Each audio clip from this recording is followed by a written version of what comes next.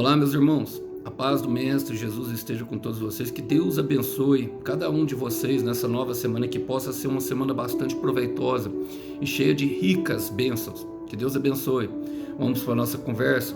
O texto hoje, para a nossa conversa, para a nossa breve reflexão, encontra-se no Evangelho de Jesus Cristo, segundo Lucas. Quero ler com vocês o capítulo 12, a partir do verso 22, e diz assim: Então, voltando-se Jesus para seus discípulos, Jesus disse: Por isso eu lhes digo que não se preocupem com a vida diária, se terão o suficiente para comer, ou com o corpo, se terão o suficiente para vestir. Pois a vida é mais que comida, e o corpo é mais que a roupa. Observem os corvos. Eles não plantam, nem colhem, nem guardam comida, nem em celeiros, pois Deus os alimenta. E vocês valem muito mais do que qualquer pássaro. Qual de vocês, por mais preocupado que esteja, pode acrescentar ao menos uma hora à sua vida? E se não podem fazer uma coisa tão pequena, do que adianta se preocupar com as coisas maiores? Glória a Deus. Irmãos, vou contextualizar rapidamente o Evangelho de Lucas nesse capítulo 12. Ele traz uma grande exortação, principalmente aos discípulos de Jesus, com relação ao ensino sobre dinheiro e os bens materiais. É algo que rouba a nossa verdadeira prioridade, a nossa essência de vida.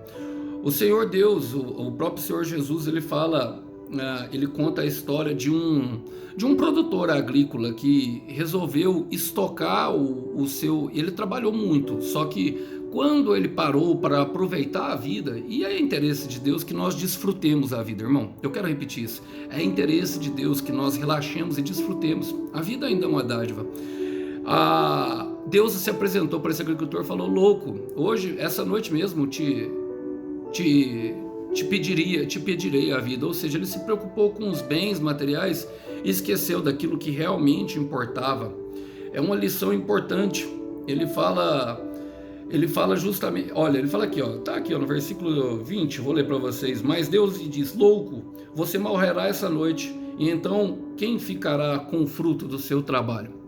Bom, e é bem verdade que o Senhor tem uma obra, um trabalho para nós.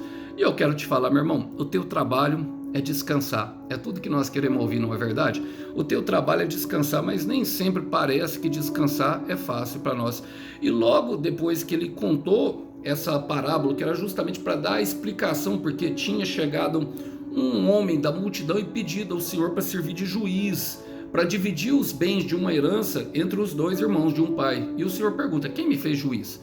E a palavra começa, eu quero trazer justamente para a nossa vida, começa dessa forma: ele voltou os seus discípulos. Por quê? Porque os discípulos eram aqueles que estavam aprendendo, aqueles que se dispuseram com o Senhor Jesus, que creram na palavra dele e ouviram. E a palavra fala: então, voltando-se para os discípulos, Jesus disse: Por isso eu lhes digo a verdade, que não se preocupem com a vida diária, se terão o suficiente para comer, ou com o corpo, e se terão o suficiente para vestir.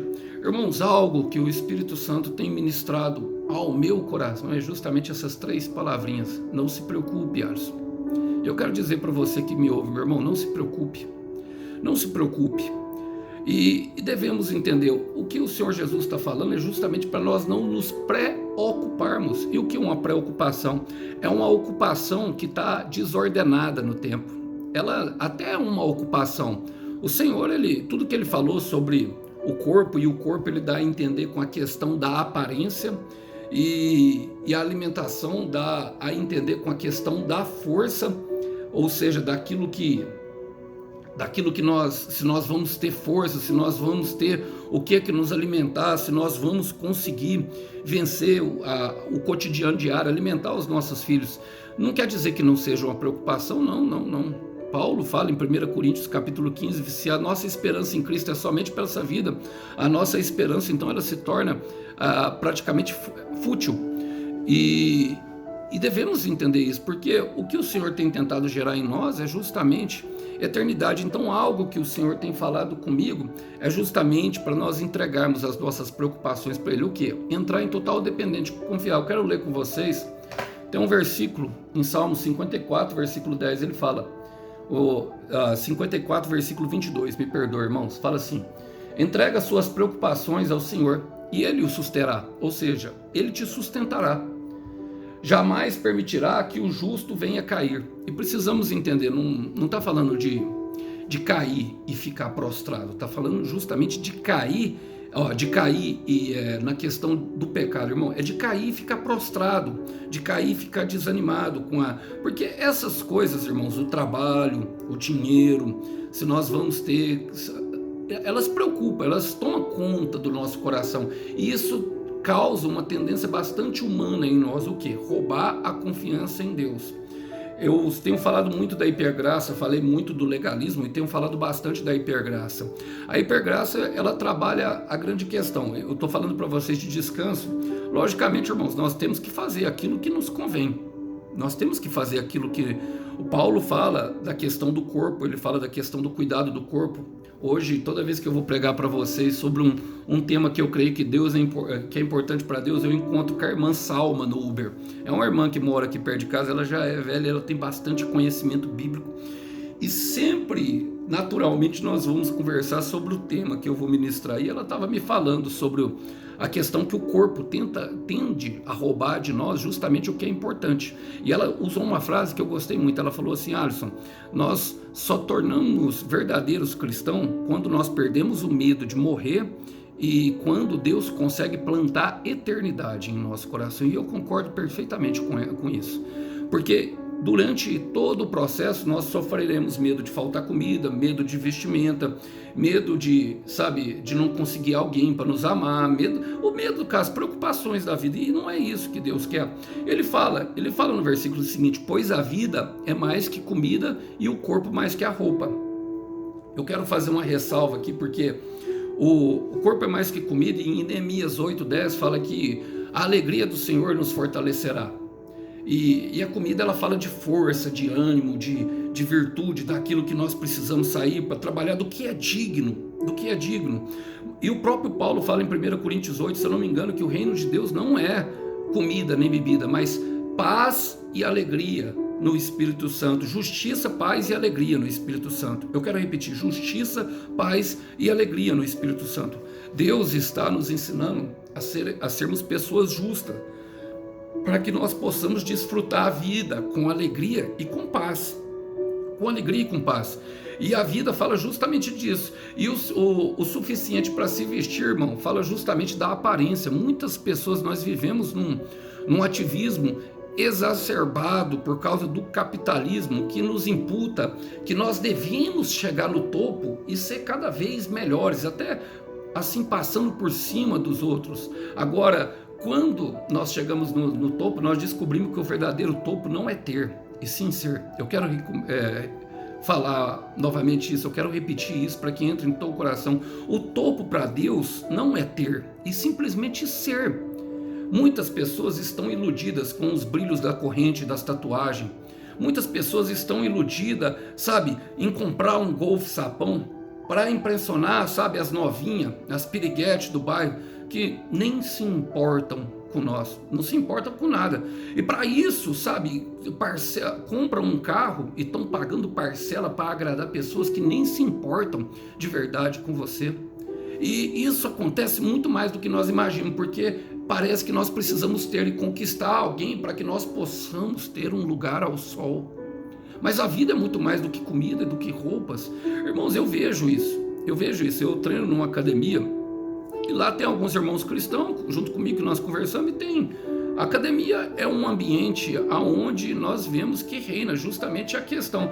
Hoje em dia, se não tirar uma foto na academia para postar no Instagram e no Facebook, e é justamente isso, irmão, que Deus está falando, que nós não devemos nos preocupar com isso, querer aparentar ser o que nós nem realmente nascemos para ser, não é verdade?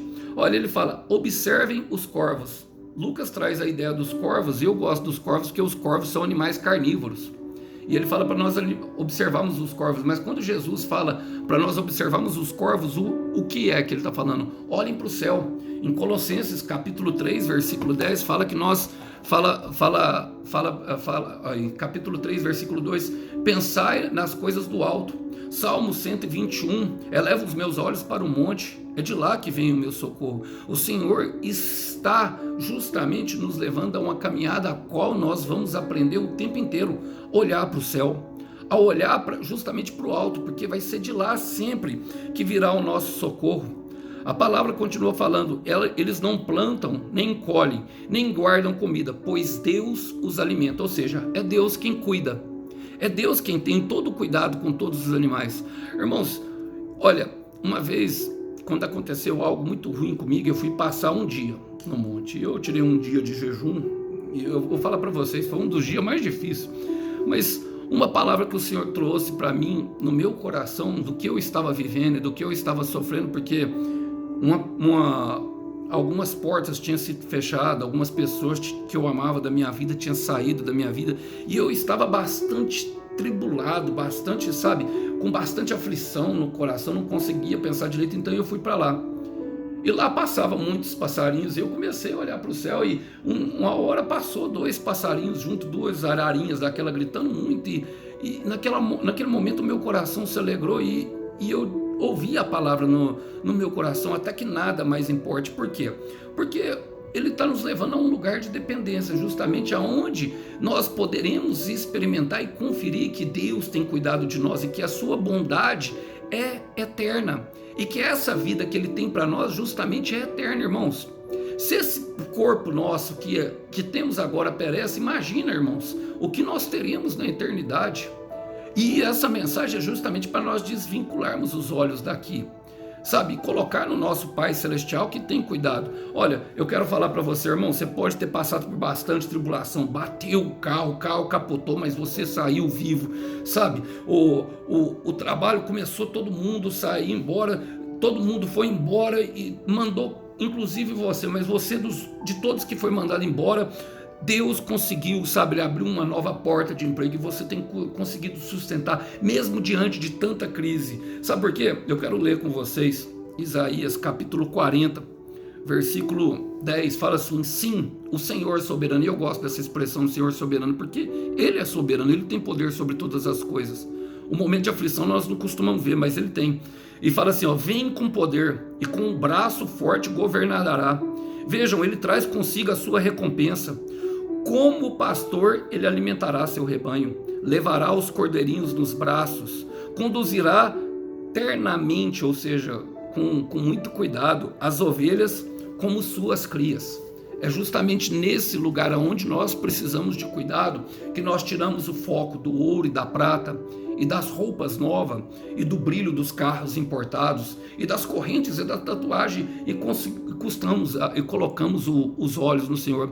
É por isso que eu sempre falo para vocês, irmãos, desliguem, sabe, desfaçam das suas redes sociais, lá todo mundo é feliz.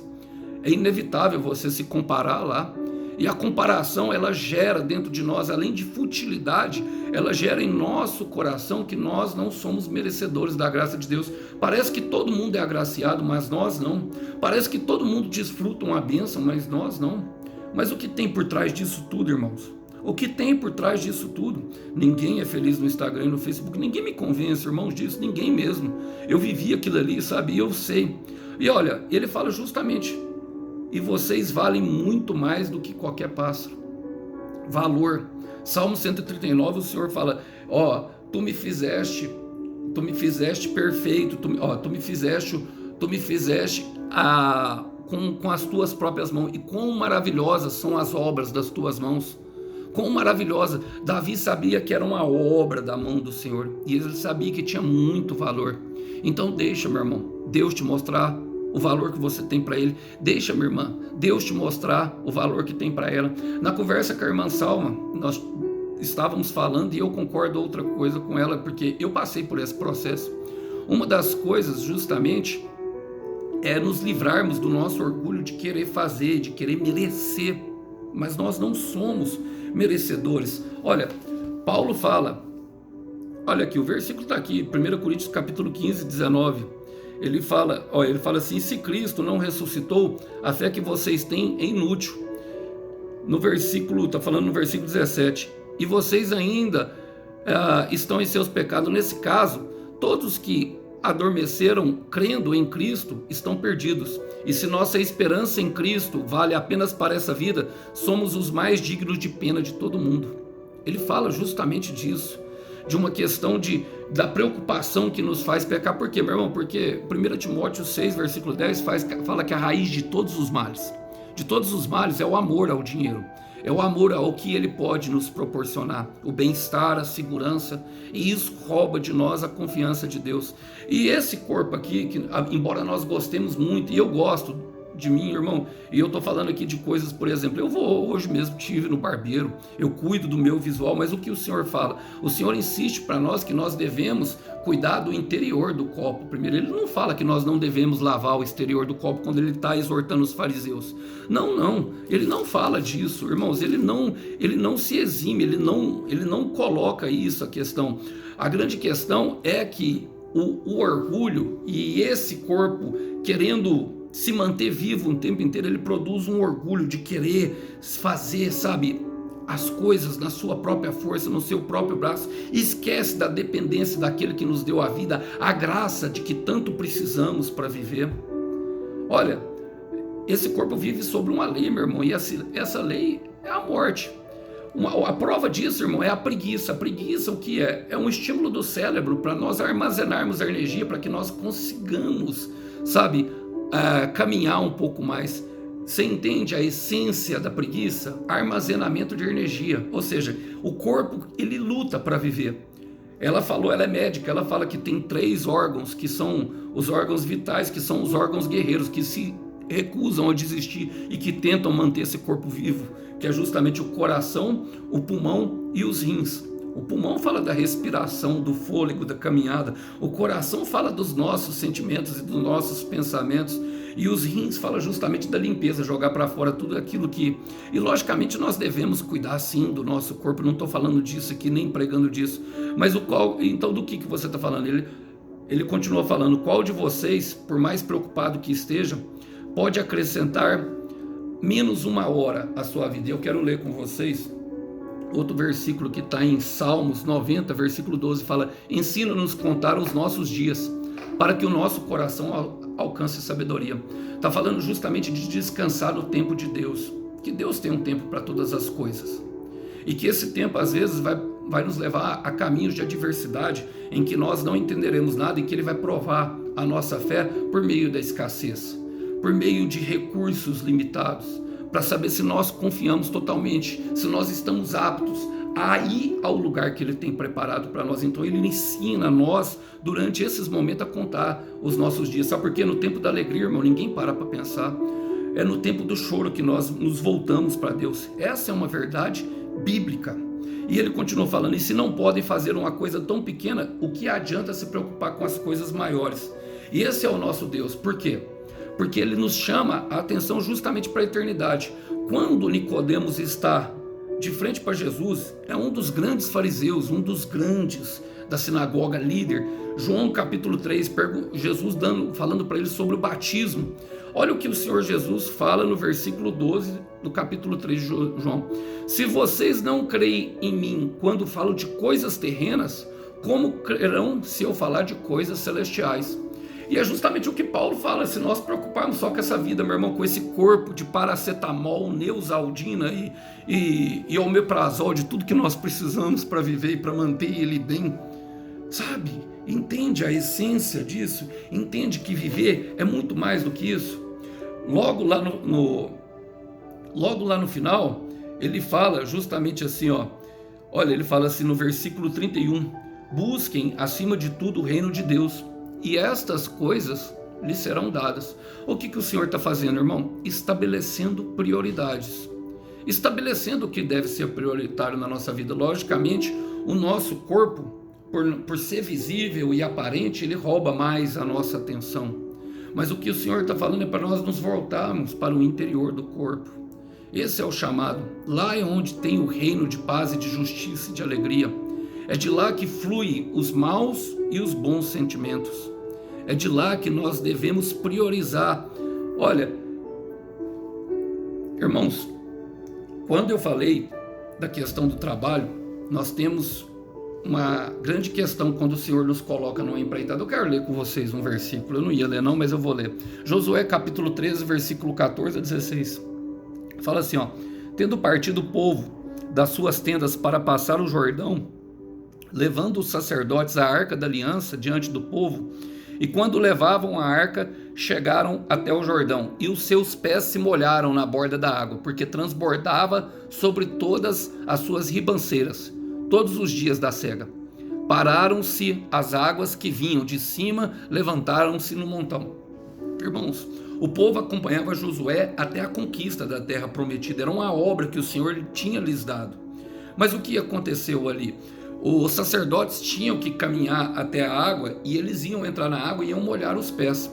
E o quão difícil é para nós, porque eu gostaria que nós congelássemos essa cena. Quantas vezes Deus nos coloca uma empreitada e nós chegamos naquele momento em que alcançamos a água, em que Ele falou que ia acontecer, está nos nossos tornozelos. É o momento que antecede a intervenção de Deus, e é ali que nós ficamos mais propensos justamente para abandonar o projeto. Por quê? Porque não tem nada acontecendo. Naquele instante, meus irmãos, as dúvidas nos assaltam, sabe? Começa a faltar as coisas, o temor se apodera do nosso coração. Deus havia prometido abrir as águas, mas o que acontece? Está molhando o tornozelo. Oh meu Deus, eu sei que Deus está falando com alguém aqui, irmão. Olha, nós fomos chamados justamente a mover por fé. Aquela geração que acompanhava Josué não é a mesma geração que acompanhava Moisés. Em Números 14, versículo 35, fala justamente disso. Não sem fé e perversa. E o que o Senhor está nos ensinando? Justamente a confiar nele, a viver por fé. E a coragem, ela não significa ausência de medo, irmão.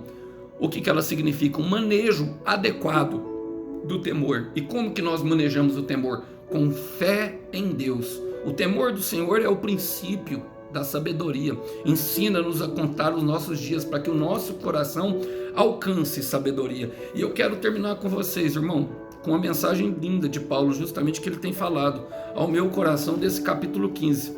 Ele fala assim, ó: portanto, meus irmãos, em 1 Coríntios capítulo 15, versículo 56, fala assim, ó, o último versículo de capítulo 15: portanto, meus amados irmãos, sejam fortes e firmes, trabalhem sempre para o Senhor, com entusiasmo, pois vocês sabem que nada que fazem para o Senhor é inútil. Todo trabalho colocado diante do Senhor é de muita utilidade. E buscar o reino de Deus, meu irmão, fala justamente da nossa reconstrução pessoal e das obras que Ele nos colocou para fazer. Lembrando que as nossas obras não são construções físicas, e sim construções espirituais, edificadas num âmbito totalmente espiritual. Fala de pessoas, fala de amor, fala de justiça e paz e retidão no espírito. Quando justiça e paz se encontram, nasce a alegria. Que Deus abençoe vocês, que vocês possam ficar com essa breve mensagem, lembrando, nenhum trabalho é em vão, o Cordeiro tem recompensa sim, todas as demais coisas lhe serão acrescentadas. Tchau, tchau, a paz do Senhor, até uma próxima mensagem.